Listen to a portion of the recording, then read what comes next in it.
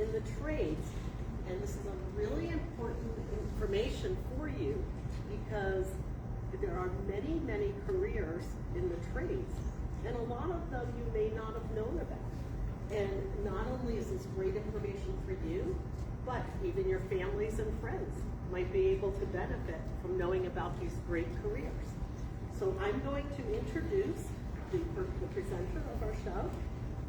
This is Anita Bruno, and I want you to give a warm J&W welcome to her.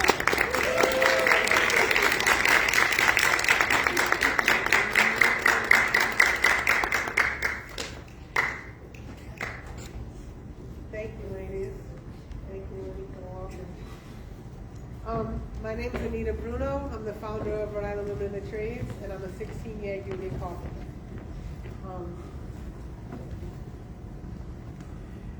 Welcome. Thank you for coming to the presentation. I hope we can pique your interest. I want to ask you first, how many of y'all know about construction? Oh, a lot of hands up. Okay. How many of y'all have done construction in some way? Okay. Nice. So today we want to tell you about the umbrella of careers under the construction industry. All the ladies with me are in construction in some way, shape, or fashion. That top right bridge, that's the 95 across from the Providence Place Mall. It's the aerial view of it, so you probably drive over that a lot. I go to the mall a lot. I like to shop. So, next slide. Thank you. How many of you like money? Okay, figured that everybody. So the construction industry, the money is one of my favorite parts. I like the bragging rights, being able to go drive by things and say, hey, I helped build that. My kids are sick of hearing it, but the second part, my favorite, is the money that you can get. So the Plumbers Union can make $27 to $45 an hour. Keep in mind that I put this slide deck together before COVID, so the prices have gone up since then. The wages have gone up since then. Wind turbines, $27 to $39 an hour, and I'll talk more about those after so you'll have a better idea of what those are. Crane operators, $28 to $41 an hour. Welders, $21 to $30 an hour. Heavy equipment mechanics, $26 to $37 an hour. Commercial drivers, otherwise in the union industry known as the Teamsters, $26 to $38 an hour. HVAC techs, which is heating, ventilation, and air conditioning. So the ducts that bring the AC in the summer and the heat in the winter, that's your HVAC techs. Auto mechanics, $21 to $32 an hour. Carpenters, $16 to $52 an hour. So you get an idea. When I'm in the field, I make $44 an hour here in Rhode Island. Next slide. Bridge work. There's going to be a lot of bridge work coming in the next 10 years. We had earlier with us, she wasn't able to come now. She had to go back to work. But the executive director for Rhode Island Bridge and Turnpike Authority. And they oversee a lot of the bigger bridges in Rhode Island, like the Pell Bridge, the Mount Hope Bridge. And our bridges are pretty old in Rhode Island, so they've gotten millions of dollars in to fix them. And they're going to need ladies like you to start working on them. From welders, electricians, bridge painters, even divers. If you like swimming and you're really good at swimming, there's divers that dive to see the foundations and the footings of the bridges. Those are all things that you could do in the construction industry. Next one. These are some of the bridges in Rhode Island. The top bridge, what they're working on now is a dehumidifying system. And that's that big pipe on the top, that's full of all kind of cables. And then those little yellow specks, those are all the people that maintain it. So that's kind of a specialty career that you could do. In the bottom, that's concrete that they're laying, so that's what the highway, the road will look like. That's how they create our roads here in Rhode Island, or everywhere across the nation. They lay the concrete, the guy hanging over is kind of pointing or finishing the end, That big machine is called a screed. That's what levels the concrete, because you can't walk on it after you pour it. The guy in the front, he is wetting it down and going as it's being leveled. Next one. The Carpenters Union. So the Carpenters Union builds everything in a building, from the foundation, the basement, to the roof, and everything in between. And then we work with other trades to install the pipes and the electrical, or we'll make the outlets and stuff and work with them so they can do their job. But we touch everything, the floors, the ceilings, the walls, and then we also do concrete. So those are stairs. That's at our apprenticeship school, and those are apprentices. In the middle, that's me on I-95 building that bridge. And on the right hand, that's one of my sisters, Robin, doing a footing. I forgot what job site that is, downtown Providence somewhere. Next one. The Plumbers Union. Amy, say hi. Amy's in the Plumbers Union. This young lady, Tatiana, in the top left, top right, sorry. She's in our class now. We run an 8-week pre-apprentice program. And in that picture, she's learning how to cut pipe. We did a tour of the Plumbers Union a couple of weeks ago. They got to learn how to thread pipe, solder pipe, and they got to bring their little projects home, their hands-on stuff. But I got to learn that plumbers do a lot of things more than what I thought. When I used to think of plumbing, I always just thought about the water in my house, the toilets, the sinks in your house, right? That's the most thing people think about when you think of plumbers. But they do a lot more than that. They actually do the pipes in the hospitals that run gases. And they have to, that's a specialty trade, because you have to learn how to make sure you're keeping contaminants out, because that's the stuff, oxygen and stuff that you're getting if you're in the hospital. They also do the sprinkler fitters for fire systems and for the lawns, and so the plumbers, pipe fitters, service technicians, steam fitters, they do a lot in that industry. Next one. Electricians Union. You usually think electricians is just the light bulbs, right? Turning on the light, turning off the light, but they do more than that. They actually do the solar panels. So all the solar panel farms that you see coming in now, that's the electricians union. The electricians install that. Fiber optics, your cable in your house, that's all the electricians run all those fiber optics wires. In an office building, probably in your school system, the wires that run their computers, the Wi-Fi, all of that stuff is the electricians union. Things that you wouldn't automatically think are the electricians, they are. And that's Rebecca on the left and the right. She's an electrician apprentice. Next slide. Thank you. This is the International Union of Painters and Allied Trades. Tara, say hi. Tara's in the Painters Union. That's Tara in the middle, teaching some of our girls at Rhode Island Women in the Trades how to tape in mud.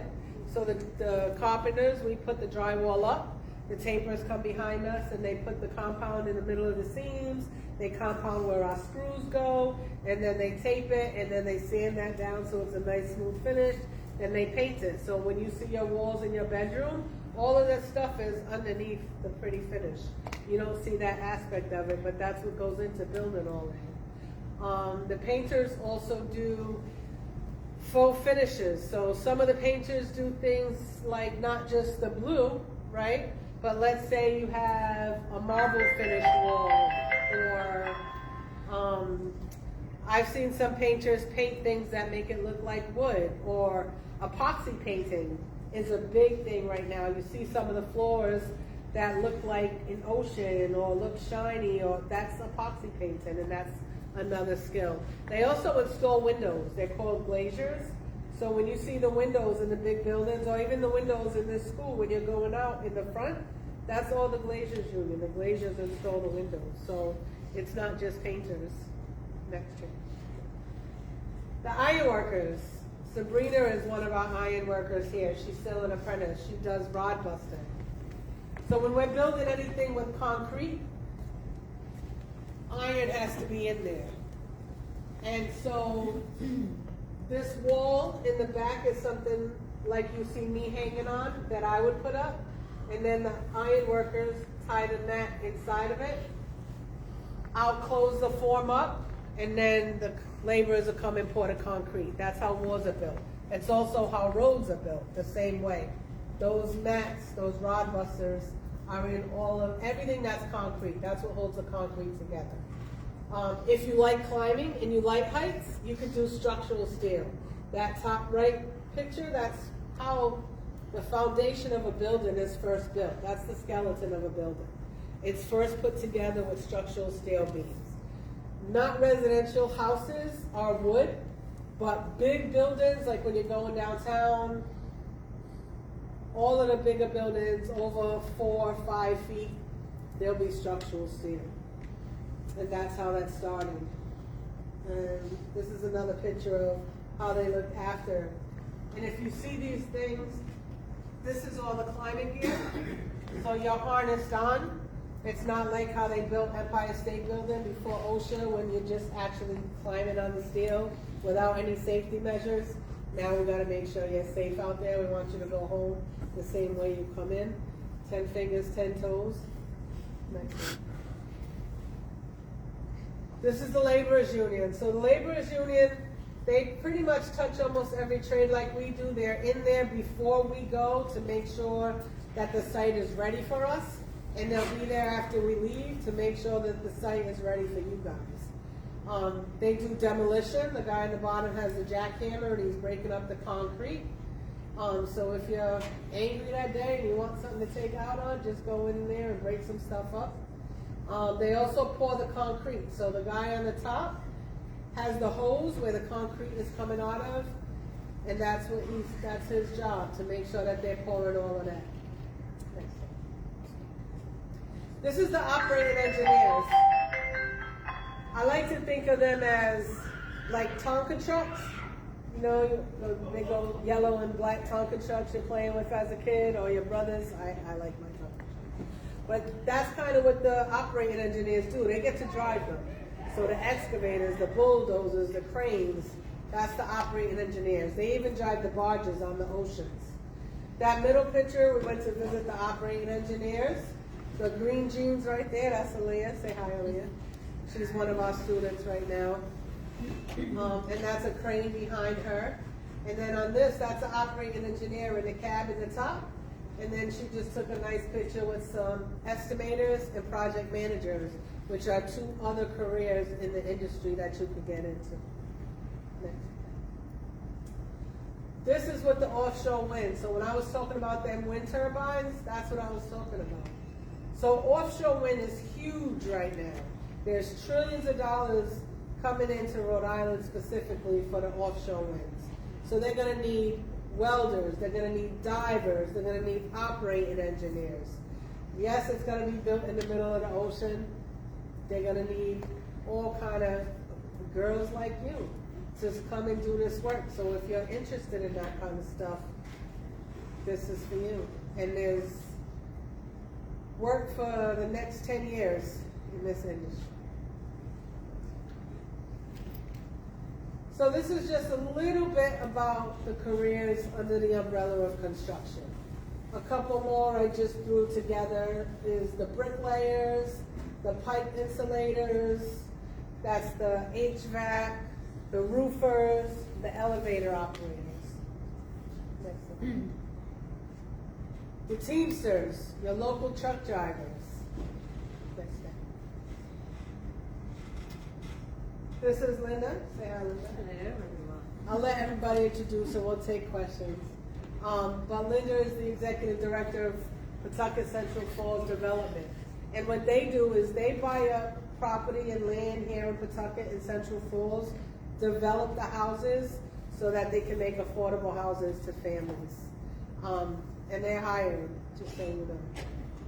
Next one. And I want you to know that girls can do this too.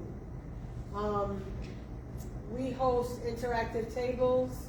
Pawtucket is going to be putting together a career fair for April. We'll be there. We'll have this table set up so we can show you how to use a screw gun. We can show you how to use a hammer There's gonna be other industries, other trades there to show you different things as well, but to get you more engaged. Now, when I talk about union careers, a lot of you might not understand what that is or what the difference is. So not all of us up here are union. I'm union, Amy's union, Tara owns a construction company. She was in the union. Now she's her own boss, so she's not a union boss right now. Miss Linda's not in the union, but we're all still construction. The reason I push the union is because to me it's a career versus a job. What I was taught is a job is just over broke, where your raises are cents on the dollar. Well, in a career, every raise I get is $3 or $4. Workers' rights to me are huge. Collective bargaining is huge to me. So the difference, or a little analogy about collective bargaining, let's say, so let's say you don't like the lunch that your lunchroom is serving you. And if one of you goes in there and talks to the principal and says, hey, miss, I don't really like the lunch you're serving today. Is there any way we could get something that's more diverse or more cultural to my background? She might say, well, that's a good suggestion. Let me look into it. But if all of you collectively go together to her and say, you know, miss, we don't like the food that you're serving in the lunchroom. Is there anything that we could do to get different food served? Well, that's a little bit more power that you have together. So that's the difference between collective bargaining and contract negotiation. And that's what a union gives you. A union gives you collective bargaining and contract negotiation powers. Unions have collectively bargained to give you a 5-day work week. They've collectively bargained to give you child labor laws so that nobody under the age of 14 can work. They've collectively bargained to give you an 8-hour workday so that people like Scrooge McDuck, y'all know who Scrooge McDuck is, right? They might not. Oh, I see some headlines here. How many of y'all know who Scrooge McDuck is? All right. Okay. So we negotiate on our pay. So someone like Scrooge McDuck can't pay us 5 cents an hour because that's what he would want to do, right? Because he wants to keep all those coins in his safe. Not that you can take them with you when you leave, but there are really people like that in the world. So the unions got together and negotiated that you cannot pay people less than a certain amount. They got together and said, you cannot make people work after 8 hours unless they want to. And if they want to, give them overtime, give them time and a half. So that's why I push for unions.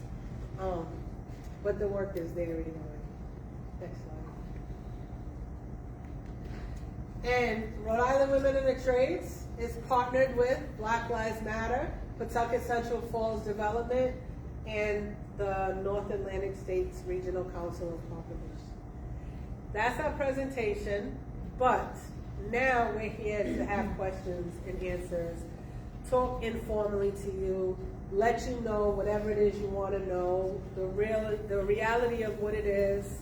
For instance, we have a conversation. Miss Tara chose the painters union because she doesn't want to work in the elements outside. You saw that picture of me climbing with all the snow behind me. As a carpenter, I work outside. So I work if it's snowing, I work if it's raining, I work if it's 100 degrees out, I'm out there. So, but I just learned how to dress, how to layer, how to work with the elements. But those are realities of what we're doing. So that's enough from just me. I'd like my ladies to introduce themselves, tell you why they're here and what they do, and then we'll take questions. Tara? Oh, you guys are starting with me? All right. Hi, my name is Tara Freeman. I own Lucky Lady Construction. I've been in the construction industry for at least 20 years now. In this, you don't want to be known as a number. It's easy to be known as a number. They'll take you in and say, yeah, you can work, and then, you're only there because you're a woman or because of, yeah.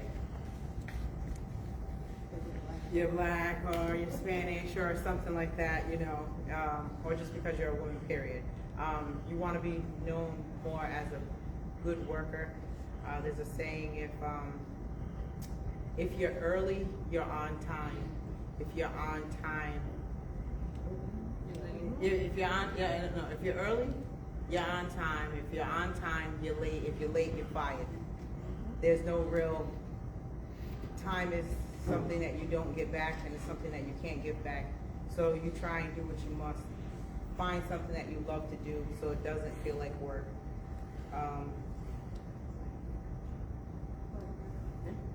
Good, okay. Hi, I'm Linda Weisinger. I'm Executive Director at Pawtucket Central Falls Development Corporation.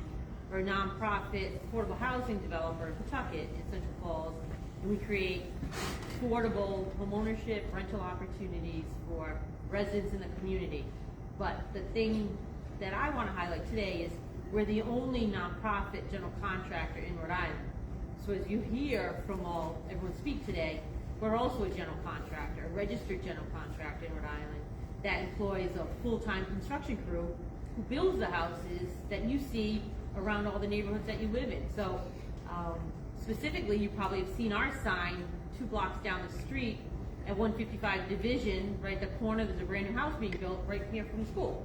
So you must walk by that. It's a brand new 2-family house that we're building right now for a new first-time home buyer who's going to be buying the house in about 2 weeks. So you probably saw the landscaping just went in yesterday, and the house is being built all during the school year. So we're building that house for first-time home buyers, and this is what we do across the city and across sort of parts of Rhode Island. So in general, we are a nonprofit general contractor. It makes us different, and we have apprenticeship opportunities or internship opportunities, I should say. And we're also hiring, always looking to add to our construction crew, and looking to add women to our construction crew. And I think it's just proud that we take vacant lots, abandoned houses, and turn them into the prettiest, best house on the street that makes it affordable for those who are priced out of the market. So we're really tying in community and construction together with really a focus on our mission-driven approach as a nonprofit organization in the city. So I think it offers a different perspective into the discussion around construction. It still ties into community and all that we really focus on in our individual trades. And then there's a boss. And I started out as a college intern. When I graduated from URI, I wasn't sure exactly where I want to go. I knew I wanted to be in construction in some way.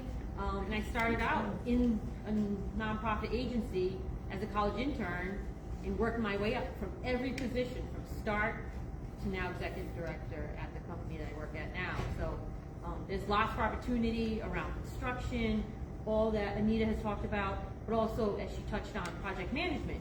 So as we work with architects and engineers, we also buy land, we finance that, so we work with banks, we work with surveyors, we have the need to hire our own project management team and crew to work on construction contracts, securing insurance from all the contractors we work with.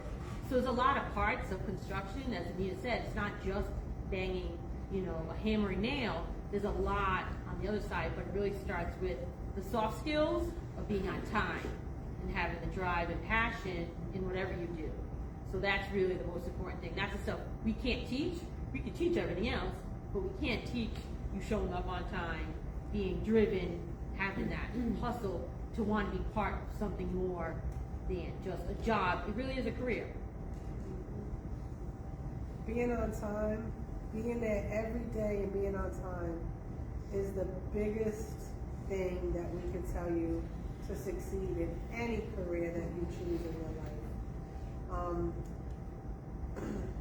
You don't have to be the best at what you do, but if you're there every day and you're on time, willing to learn, they'll keep you, and the sky will be the limit for you.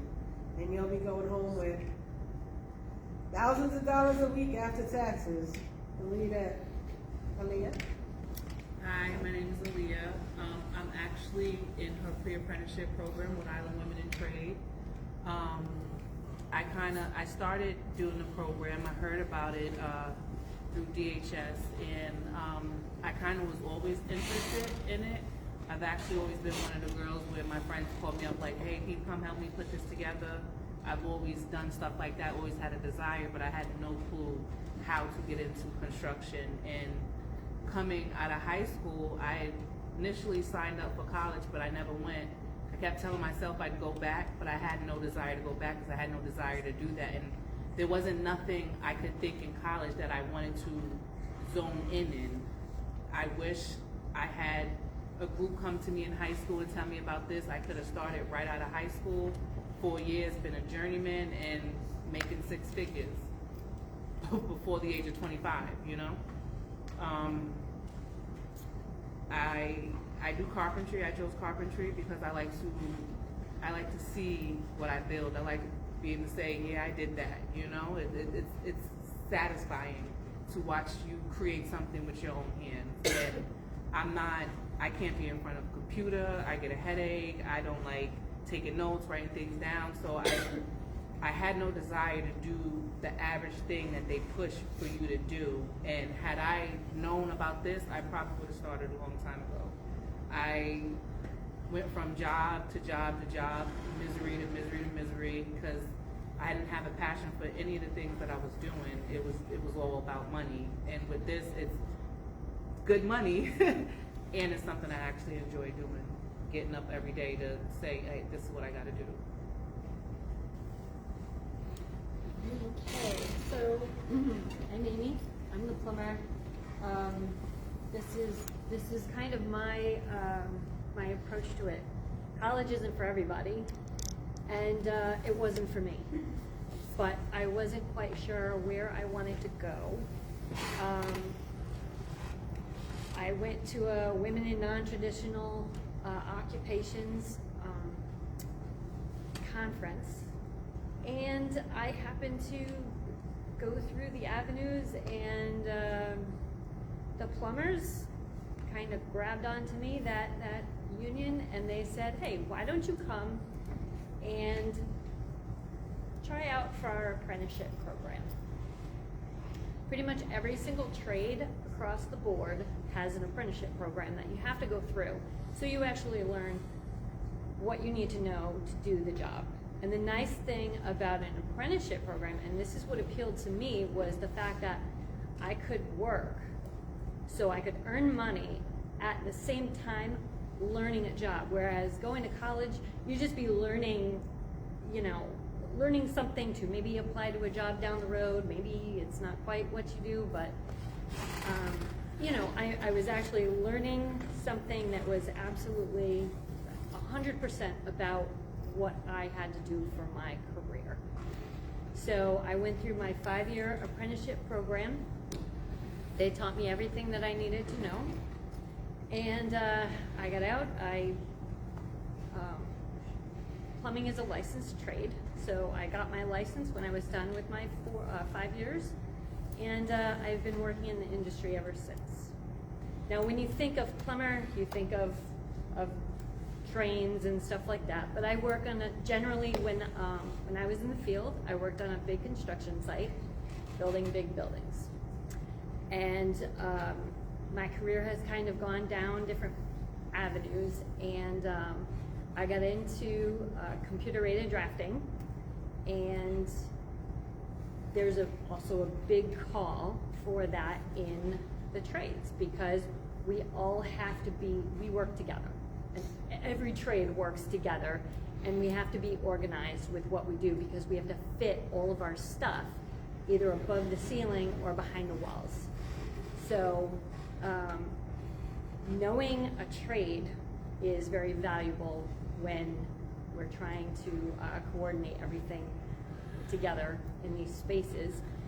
So I use CAD to get together with all the other trade coordinators, and we take the drawings from the engineer, and they say we want this to go here and that to go there, and we make it fit. We make it happen. We have like a virtual building that we work with, and we all take our programs and import our trade specialties into these virtual buildings, and then we make the drawings for our specific trade, and we hand them out to everybody in the field so they know where the stuff that they're actually putting in the building is supposed to go, and what height they're supposed to be at, and so that's kind of my career in a nutshell. Did you think, when you got into the industry of plumbing, that you'd be working on CAD? Oh God, no. That's pretty cool. No, because you know you can plan all you want for your career to go straight ahead, and it's like life. It doesn't. It takes several turns, and you never know where you're going to end up. It's just. When I started in New York, and the jurisdiction is different for the trades. Each trade has their own work jurisdiction. So in New York, I did a lot of sheetrocking. I started doing a lot of insulation as an apprentice, and then starting to frame and cut studs, and then hang the drywall. When I came to Rhode Island for the past 6 years, I've been doing heavy road and highway. So I do a lot of formwork, work with a lot of concrete. And I never thought I'd be working on a bridge. One day I'm over the ocean out in Cohasset or Westerly. The next day I'm over the highway on 295 or I-95. But that's enough about us. We want to know about you. What questions do you have for us? Any questions? I have a question for at the end. When it comes to like plumbing and stuff like that, does that also consider like the design of what the plumbing is gonna be around? As in like, okay, say if you're like doing plumbing for like a bathroom, is there like a different person that designs like what sink is gonna go there, or like meters, or like colors, or cabinets? Yes. So there's an architect who picks out all of the different finishes and what it's supposed to look like.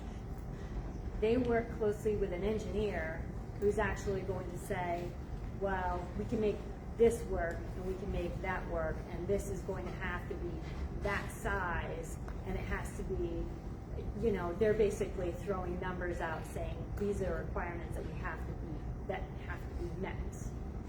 And so those two people put their skills together. Can we have Madison Mochio for dismissal?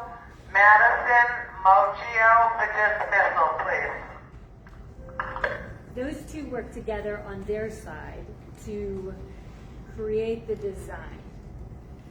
And then they hand what they've come up with to someone like me, and I would say, okay, we can sort of make that work, but that's not going to, by plumbing rules, you know, I have to have, you know, whatever size drain needs to be for those fixtures. So that's not going to work, but here's what I can do. I can make this work.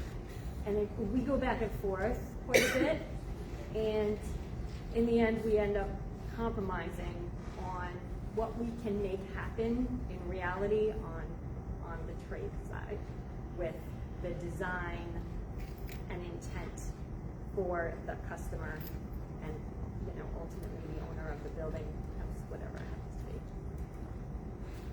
So it'd be more the architect and the engineer and the owner of the project that would be picking the colors and the styles. I want marble, I want granite, I want it black, I want it red. We would just build it. You know, I noticed this is a visual art school. You can definitely take trades to help progress with your visual arts. Like me personally, I want to one day end up building sets for movies and stuff like that. You can do that for your theater. If you make jewelry, you can learn how to weld and properly do your jewelry and stuff like that. You can take the trade and progress on your arts or whatever it is that you're into. We do a lot of that we pre-sell a lot of our houses for our buyers, so we let them pick interior colors, we let them pick carpet colors, paint colors, so It's against a sense of ownership too, but it adds to the point around art, or, visual sort of. Whether we pick colors as a standard contractor color, or we let that future buyer pick their own colors for their own house, it really makes it feel special for that buyer too. Who has another question? Go ahead. This is a very general question, so any of you can answer it, but what, growing up, or like even like after finishing like high school or during high school, what made you realize that like a college-oriented career or going through like the motions of like more schooling and then going into like a standard like 9 to 5 type job, what made you realize that a career in construction would be better suited for you personally and just in your future in general rather than Well, I knew straight out of high school, college wasn't the route for me. Like, I'm smart, the work comes to me easy, but I never had no desire to be sitting in a classroom for 8 hours a day learning, and everybody's learning at a different pace. I'm already here, and I'm waiting for them to catch up. I knew off rip, like, college was not my route, but I didn't have an idea on how or what I was gonna do to be my own boss. I don't like working for people, and I want to be like Tara. I want to become a contractor one day and run my own business. And I've always been handy. I grew up in a house with a mom that did everything. She'd lay down the floors, she did the tiles, all of that stuff. I'd seen her use one of them big buffer machines and buff out the floors and stuff like that. So I always had a desire to do that. So once I heard about the program, it just was like an instant light bulb clicked off. Like, yep, this is it. This is what I want to do. To me, I went, my high school pushed college, so I went that route first. I did 2 years at a 4-year school, and it amounted to nothing. I felt very lost there. Like, why am I taking this class? Where is this going to matter in my life? And what kind of a career am I going to have where I use any of this stuff? Being older and looking back on it now I understand sometimes why they teach you things in class that just don't seem relevant, and they really are kind of behind the scenes. But I really wanted to know why I was learning certain things. And so to me, it just didn't make sense. I couldn't figure out what kind of a major I wanted, and when I did get a major, what kind of a job was I looking at? To do a trade and to like have specific classes, I'm working in the field all day long and I'm putting in pipe, and then I go to school at night and I'm learning why it has to be at a certain angle. And like all the math that I learned in my class for math had directly everything to do with what I was actually working on. So it made sense to me, and I liked it a lot better. That was pretty much it. Just the relevance of what I was learning and applying. So for me, it was, sometimes I'm still trying to figure out what I want to be when I grow up. I've had so many varied careers. I worked in factories. My first job was scooping ice cream at Dairy Swirl Lunch on that. And then after that, I worked in a factory where I go to the farmers market there in the wintertime in Pawtucket. The Pawtucket Village, I think is called now. Okay, so that used to be a factory. I used to build the pockets that go in the back seat of cars, right? Everybody got them in the back seat, something you could stick all your garbage in. All right, so I used to do those. And then I waitressed my way through college actually in New York, and worked at Home Depot, selling floors, and everything was okay, but nothing really paid me enough for my spoils and college wanted. And so I got into trouble in high school. Take you back a little bit. I got into trouble in high school, so they sent me to Job Corps. And Job Corps, I learned welding. So that gave me my first hands-on thing. My first year in high school, they sent me to typing class, and I hated it.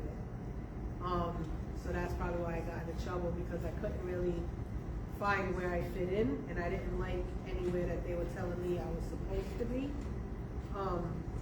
And then a friend of mine was in the Carpenters Union and told me about this female pre-apprentice program in New York called Non-Traditional Employment for Women. And I got into that, and they gave me a hands-on experience to a little bit of different trades. And that's how I got into the Carpenters Union. And I've been in 17 years now. So it's, and I don't want you to think that,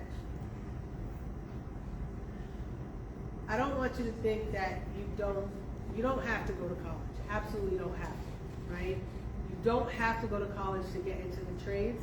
You have to be 18, you have to have your high school diploma or your GED, you have to be able to pass a drug test, but you don't have to go to college to get into the trades. But you can absolutely utilize the trades to pay your way through college. I went back to college last year and I got my bachelor's degree at College Unbound. I'm 48 years old, I got 2 kids, and I just went back to college. So, but the difference between then and now, had I went to college then, I would have graduated with a whole bunch of debt. But now I have the money to be able to pay to go to college. And I have the money to be able to pay for my spoiled things that I like. I like new shoes, I like new clothes, I like food, I like food. So I'm able to go and buy food, and I'm able to be greedy. I make enough money to say, I want a little bit of that, I want a little bit of that. I don't waste it. I don't. I'll bring it home and I'll eat it later. Or I'll find somebody to give half of it to. But I can do that. I couldn't do that if I was making $10 an hour or $15 an hour. I probably couldn't even afford to go out to eat if I was only making $10 an hour, because I mean, right now they just passed $15 an hour for minimum wage, right? $16 an hour gives you $640 a week. If you say, for easy math's sake, taxes $140, that leaves you $500 a week. That's $2,000 a month. Right now, that's about what rent is. And that's not even including your electricity and your gas. That $15 puts you over the median income to be able to get public assistance, child care, food stamps, any kind of help. So that means that $2,000 that you're working with, that's all you're working with. So that's going to leave you in a position to say at the end of the month, am I buying food this month, or am I paying my light bill? Hopefully you're buying food, so you got candles, right? So those are the kind of things, that's the kind of things I used to think about. That's what drove me into this career, because it's something that's honest. It's something that, God bless you, I don't have to look over my shoulder. It's something where I can make good money and still pop tags. And it's something that gives me a future when it's all said and done. I got a pension that's going to keep me living comfortably when I can't work anymore. So that's why I got into it. So again, I'm not a contractor, I don't bang the nails, but I oversee an organization's construction crew who loves what we do. I mean, we all work at a nonprofit organization that transforms and revitalizes blighted properties. And I think that's the most rewarding part for me personally. That's what drives me every day, drives our whole team, is the fact that we take the worst and make it the best. I mean, to see that and know within a year, we take that property and make it the best on the street and put a family in there that either buys it or rents it out. It's fantastic, and it's really rewarding at the same time. So on that side, our crew loves what they do. They've been with us. Our construction director of construction has been with us 18 years. So he's been at it a long time. Our 2 crew members have been with us for over a decade. And as Nina mentioned, again, we're always looking to hire and add to the crew. So it's all rewarding on the nonprofit side. Sorry. So school's not for everybody. But if you choose a trade and you are in the union, you do have to go to school. you still work 40 hours a week and you still go to school. It depends on what trade you're in. You still have to go to school a certain amount of hours. As a taper painter, it's 144 hours you have to put in a year of schooling.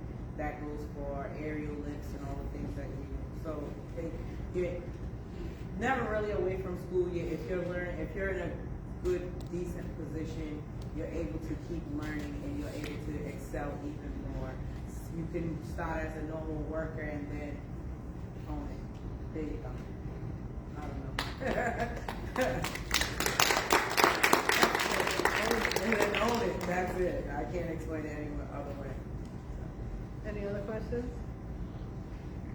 I know you were talking about what was rewarding for you. So I kind of just want to hear from everyone. Obviously, what's rewarding for your job?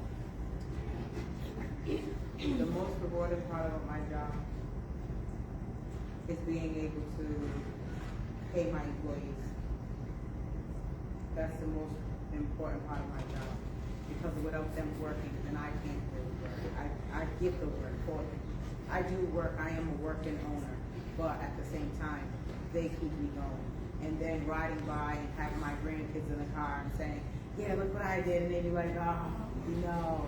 And they're 5 and 6 and they already know all the stuff I've done. They're like, oh, I'm so sick of it. So imagine when they're 25. That's all I'm gonna say. I'm just trying to put them in a position.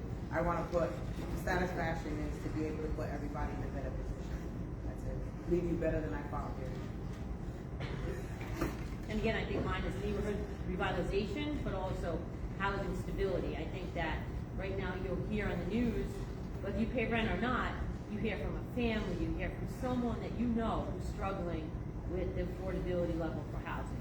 So knowing that we put families in homes that they can afford is really the most important thing, and it provides stable housing for families across the city.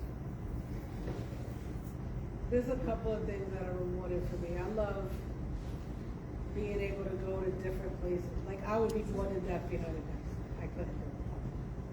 So I love that my job takes me to all different places. I could be over the ocean this week. I could be over the highway 2 weeks from now. I've done the Garrahy courthouse parking garage. I built the Frank Sinatra School of Music in New York. I got bragging rights. I love the bragging rights. That's what we call it on the job, right? My kids are so sick and tired of that too. Like, yeah, Mom, we know. But I love that. And then I do love the money. I love the money. I can't lie. I love making good money because I'm greedy. I like to go out to eat. And I like nice things. I do. I like food. And I like nice things. And, you know, I want to be able to buy a pair of sneakers if I want to be able to buy them. I want to be able to have the money in my pocket and get what I want when I want if I can. Right? And so that's why I like this so much. And it allowed me as a single mom to not have to fight between paying the rent and buying my kids something. I was able to do both. And that was really huge for me too. I'm not actually working, Yeah. but I know when I do, one of the best things will be able to tell my daughter, I got it. I'm tired of telling her, Mommy don't got it right now. Second thing is, my mom is in North Carolina, and the thing with being in the trade, they're all over, so I can move closer to my mom and not have to worry about looking for a job. And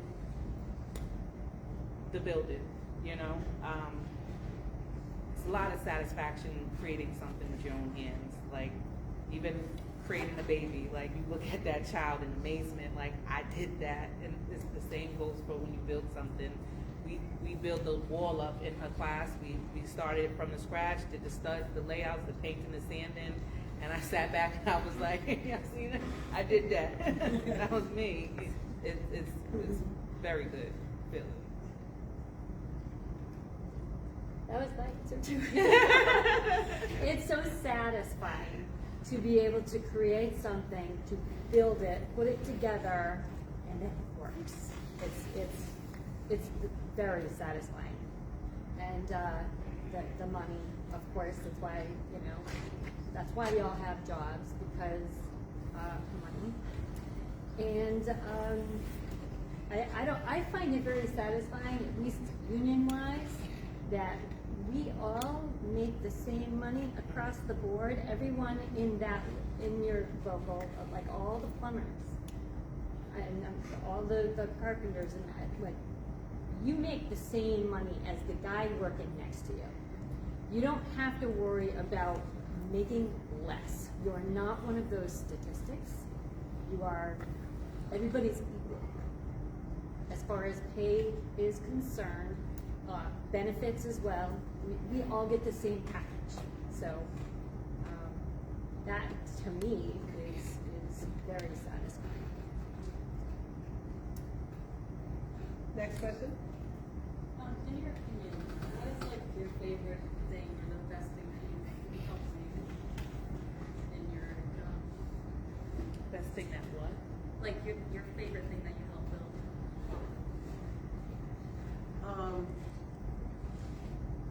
That bridge. My very first union job was the Weikapaw Bridge out in Westerly. First, I didn't even know Rhode Island went that far. My first day driving up. But when I got out there, there was nothing but ocean, right? Beautiful sunrises, because I'm there early in the morning. Construction is 7 to 3:30 most days. In the summer, sometimes they'll let us start an hour early, so we can leave an hour early. But being there, watching the sunrise over the ocean was just breathtaking. I built every form on that bridge. So if you ever go out there and you drive that bridge, know Anita built that bridge. We had help, yes. The laborers came, brought me some material. The engineer came. But every form on that bridge, I built with my hands. And that's the most rewarding I could say. Because I know I did that. And I could do it again and again and again now that I did that one. And I love that. I have so many favorite ones. Oh, I mean, I think they're all so different, whether it's, as you've seen the work that Anita's highlighted, a lot of those are large scale, big commercial projects, and ours are single and two family houses, but we recently completed 29 brand new rental units along the Blackstone River, down at Branch Street, East Street, sort of where it turns around the corner, up near Dunkin' Donuts on the other side of Pawtucket. So it's just that it's a transformation of properties that are environmentally dirty, that have brownfield cleanups, that have site work issues. The challenging ones are the most rewarding because there's a reason why they're taken to this day. It's because they're not easy. But I think the resilience, perseverance that we put through as a mission-driven organization really sort of makes us stand out from the for-profit developers who just think it's too hard.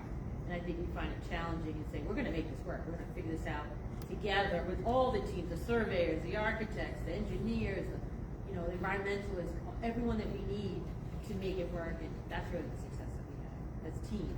That's teamwork. I believe it was the first house that I did was a 3-family by myself and another guy, and we did the interior, exterior, the whole project. It was my first project that I was the main contractor on. And everyone after that one, they're all the same for me. I feel they're all the same for me just to be able to see anything I've done.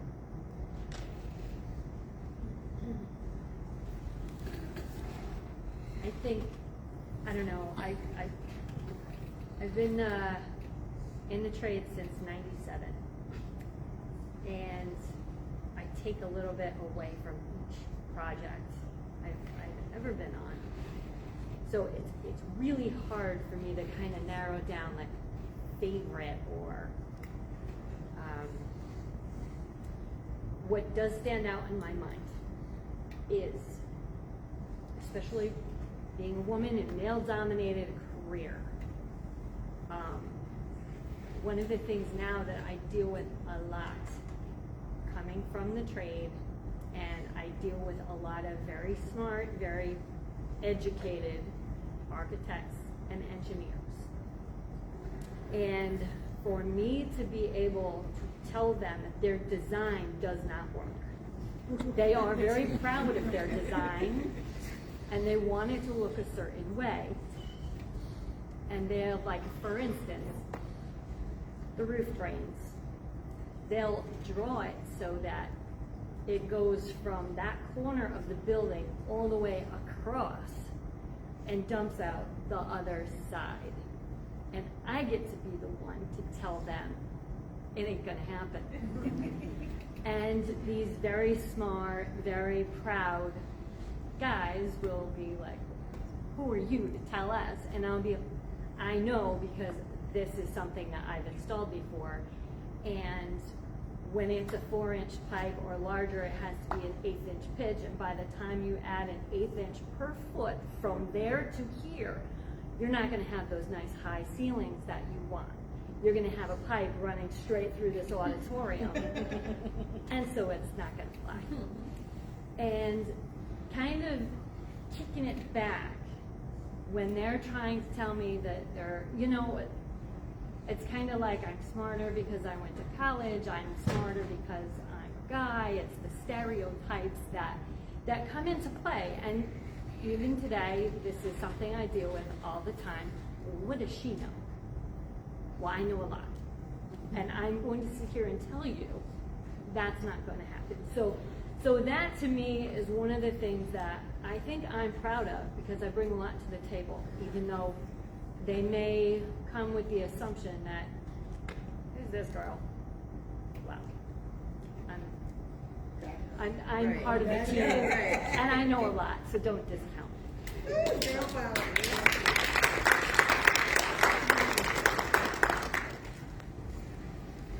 Good. So it's like it was a question for her in the middle. When it comes to like, say somebody buys like a piece of land and they want to build a house there, would they go to your like company do that? That's a good question. So we do a lot of reflection at the office and figure out sort of what we can do. So one thing is we could be available for hire as a GC for private owners to do that work too. So it's not just us building our own property. We've been hired as consultants to move projects forward for other owners and developers in the city who don't have experience to do it, but want to create some more affordable housing in the city. So yeah, we're always available for hire too. We have flyers up here. I have flyers up here at the front. If anyone wants any information about our housing programs, the general contracting side of our work. Not to take it away from Linda, because they're real good, but Tara does too. Yeah, yes. Just so you know. Yeah, we do everything. Interior, exterior, roofing, and foundation. And I think that's a good question, because it ties into, you want to get more than one bid. You want to get more than one quote for a project and make sure that encompasses everything, because there's always change orders and other things that come to add to the cost of the project. So It's actually kind of ties into it. another good reason to enter in the trade. Like I know I want to buy land. Eventually, I'm not looking to buy a house. I'm looking to buy land and build on that. Me being a carpenter, I don't need to call out no contractor to come help me. And then being in the field, networking and knowing people, I got a plumber I could call, I got an electrician I could call, and I don't got to worry about being stiff like you hear so many times from contractors, because these are my people, you know? Yeah, I have a friend in my marching band. I spoke to her father, and he had said that he's been saving money since he was 10. And then once he had 2 kids, and he hit the age of 45, he had bought a piece of land, and he didn't tell me what happened after that, so that's why my question popped up. But he said that he had built this house in Rehoboth, and it's like huge. It's like a mansion. It's crazy.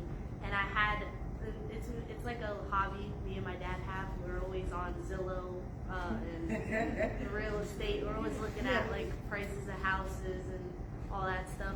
And I had looked up her address to see the house, and it was at least $800,000 worth of, like, the house was worth that much. And I was like, wow, that's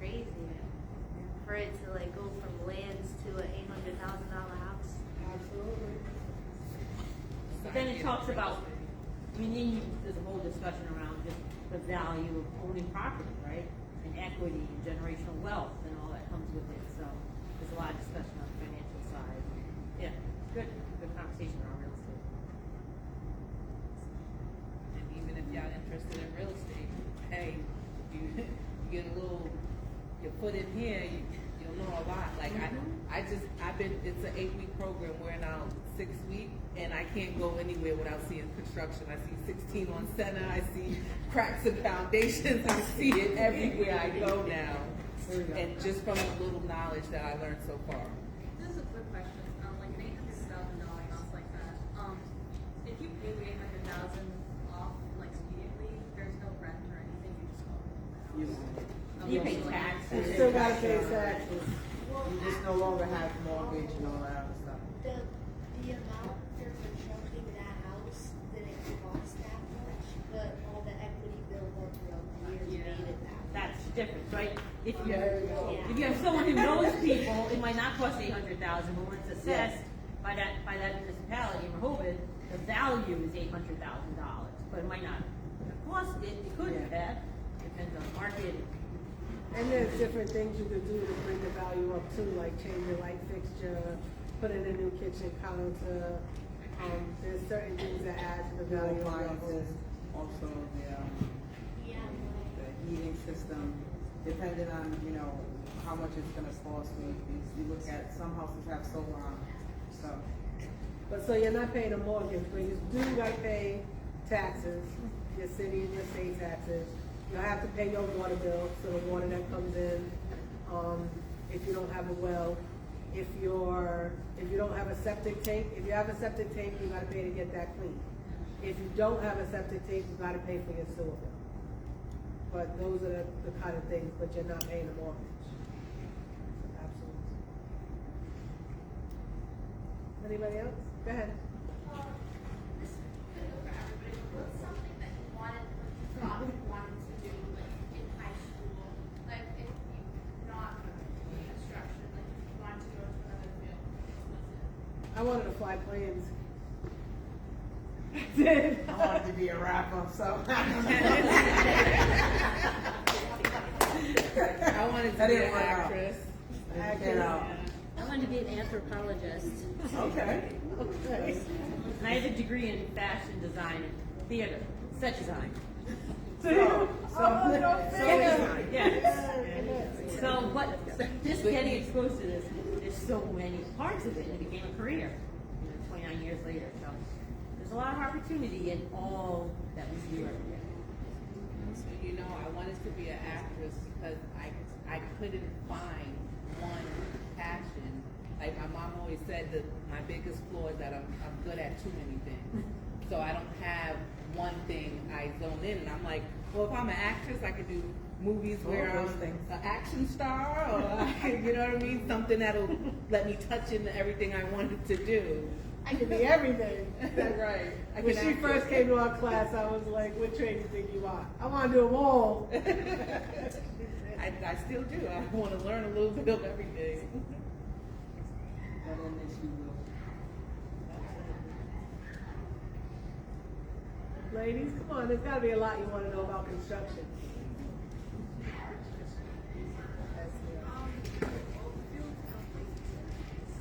Good question. No, they don't. So the Plumbers Union and the Electricians Union are the only two that have to have licenses. To be a general contractor in Rhode Island, you don't need a license, but in Massachusetts, you need a license. But when we journey out, we'll have certifications for a lot of things. Like I have a rigging certification. I could hook up stuff to the crane and I could signal the crane. I have scaffolds, so I can build the scaffolds. The things you'll see like on the outside of buildings when they're building buildings and stuff, the outside of the scaffolds, I'm certified to do that. I'm certified for aerial lifts, which is like a mobile platform that I can work on outside. But the two licensed trades, and I don't like to say all the time because I'm a carpenter and I love my trade, but the Plumbers Union and the Electrician Union are the two best careers to get into, because no matter if you own a house or when you own a house, as a carpenter, I can do all the work in my house. But even though I can do electrical and plumbing, I'm not licensed. So no matter how much stuff I can do, I still gotta call Amy and I still have to call her back. So. What if you just don't sell it? Okay, look You don't wanna do that because you always got a nosy neighbor. and it will come up. It will come up. Yeah, you can't. They still got it, it still has to be inspected. Everything has to be inspected, and if you are a future homeowner or when you are a future homeowner, okay, everything needs to be inspected. Don't let them tell you, oh no, we cannot do the inspection. You can just, sign that off and we'll, just don't worry about it. If you bought a phone, if you bought a phone offline, you're gonna inspect the phone. If you bought a new pair of shoes that they said is, you're gonna check the authenticity. So there is nothing in this world that you don't check and make sure somebody did what they said they was gonna do. That's just the way life goes. It doesn't matter what they're doing for you. Mechanic checking it out. Yes. And if the mechanic does fix your car, say, can I see the other part? Let me see the dirty one. Right. You don't want to go on to a Make job sure it's a site, new part. even though we trust our brothers and sisters, like I trust Tara with my life. But if I go into her building and she says, Nita, I already checked that, I'm still going to check it. Because that's my life. So you always want to check everything. I feel like in construction, you should just double check regardless. Yep. I can just say this and we'll end it for myself. I'll end it with not I have a great reputation with all the inspectors. Any inspector that comes in, they already know what I give. So the check is not really heavy as looking, and they already know that I gave them what was supposed to be. So it's more about your character. Yeah, it's more about the character of the person. So don't just do it. Don't let anybody do anything with you. So did y'all like this presentation? Yes. Did you learn a lot? Yes. How many of y'all am I going to see in the field? Okay. It's all right. I'm determined. Right today is not. Listen, 5 years from now, it's still not determined. There we go. But if you do go straight after school, you'll be making good money in a short period of time. Just say. And if you think you want to get into construction but don't know which trade you want to go, look us up, Rhode Island Women in the Trades. We got an 8-week program. You can come through. We'll give you a hands-on to a few different trades, and then we'll bring you to a couple of more different unions, get your whistle wet in a few different things so you can learn and decide what you want. We do ask if you could come up here, sign that you were here, take one of our flyers, take a couple of Linda's flyers. I have some bandanas for when you want to tie your hair up, and I got some stickers too. And what do we say to Sunday afternoon?